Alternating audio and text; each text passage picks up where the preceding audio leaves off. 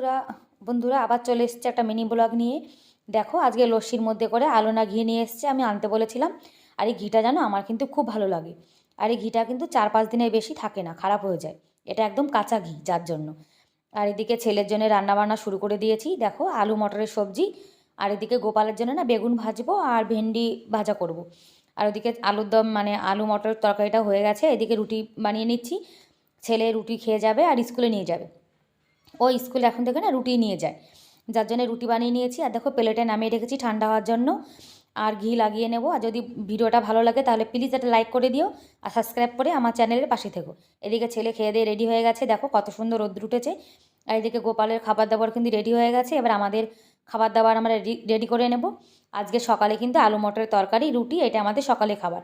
আর আমাদের মহিলাদের কিন্তু সকালে উঠেই কিন্তু ঘরের কাজ কোমর বেঁধে শুরু করে দিই আমরা। আর দেখো সকালের খাবার একদম পুরো রেডি।